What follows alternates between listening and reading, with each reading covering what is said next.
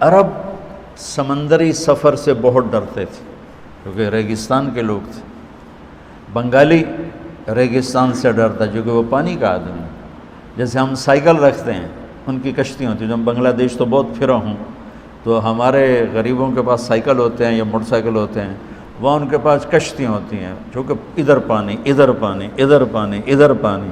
تو آنے جانے کے لیے سائیکل موٹر سائیکل ہے نہیں, چھوٹی چھوٹی کشتی ہوتی ہیں, چھوٹے چھوٹے بچے بھگا رہے ہوتے ہیں ایسے ایسے چپو چلا کے, اس کو ہلکی پھلکی سی ہوتی ہے. تو جو جس جگہ رہتا ہے وہ اس ماحول کا عادی ہوتا ہے. میں سال لگا رہا تھا, میرے ساتھ وادی نیلم کے کشمیری اونچے پہاڑ. تو ایک بوڑھا کشمیری چند دن بعد کہنے لگا عجب ملوک سدھا ہی سدھا ہے سارا. سمجھو, عجب ملوک سدھا ہی سدھا ہے, یعنی میدان ہی میدان ہے, پہاڑی کوئی نہیں. تو اس کے لیے میدان عجیب تھا, ہمارے لیے پہاڑ عجیب. ہم بڑے شوق سے گئے, بچے بھی. ہم نے جانا کدھر سکردو. جب سکردو پہنچے تو کالے پہاڑ, ہم نے سمجھا تھا سرسبز پہاڑوں, کالے اور بڑے. ہمیں واپس لے جاؤ, ہمیں واپس لے جاؤ. یہ جو جہاں رہتا ہے وہاں اس کا مزاج بن جاتا ہے. عرب صحرائی آدمی ہے, پانی سے گھبراتے تھے, پانی کے سفر سے گھبراتے. اس لیے میرے نبی نے پانی کے جہاد کا اجر دگنا بتایا کہ جو غزوۃ فی البحر ہے وہ غزوۃ فی البر سے 2 گنا اس کا اجر زیادہ ہے.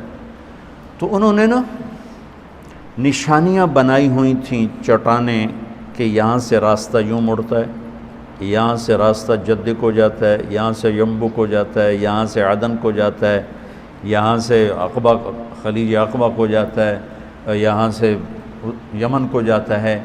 اس پہاڑی وہ چٹان پانی میں ابھری ہوتی تھی, اس کو وہ ہدا کہتے تھے, اس کو وہ ہدا کہتے تھے.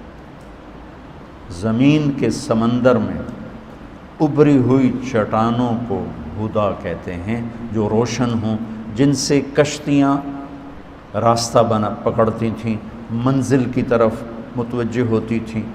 اس چٹان سے جو کشتی ٹکراتی تھی وہ پاش پاش ہو جاتی تھی.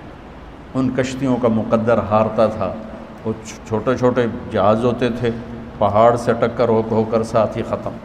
علم الصیغہ بہت بڑی کتاب ہے, آپ نے نام سنا نا, علم الصیغہ بہت بڑی کتاب ہے صرف کی. میں نے ساری زبانی یاد کی تھی ایسے فر سوری. میں ابتدا میں کتابیں یاد کیا کرتا تھا. مطالعہ تم تو تکرار بھی نہیں کرتے اور میں اللہ کے فضل سے حفظ کیا کرتا تھا, یاد کیا کرتا تھا. جنون تھا میرا, جنون. علم الصیغہ کے جو مصنف تھے وہ تشریف لا رہے تھے حج کے لیے, تو عدن کے قریب ایک چٹان سے, پہاڑی سے ان کا جہاز ٹکرا کے پاش پاش ہو گیا, اور اسی میں ان کی شہادت ہوئی اور ان کا انتقال ہوا. تو ہدا اس چٹان کو کہتے ہیں جو ابھری ہوتی ہے اور سورج کی روشنی سے چمکنے لگتی ہے. تو قرآن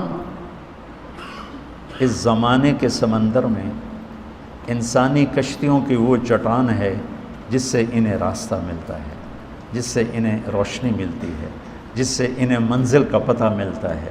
اور اس چٹان سے جو ٹکرائے گا, تاجر ہو, ذمہ دار ہو, فرعون ہو, حامان ہو, قارون ہو, بادشاہ ہو, وزیر ہو, فقیر ہو, ان سب کا مقدر ہلاکت. اور جو اس کو دیکھ کر اپنا راستہ متعین کرے گا وہ منزل تک پہنچ جائے گا. پانی کے سمندر میں پہاڑ نکلا ہوا, پہاڑ نکلی ہوئی چھوٹی پہاڑ کی وہ ہدا ہے اور راستہ دکھاتی ہے.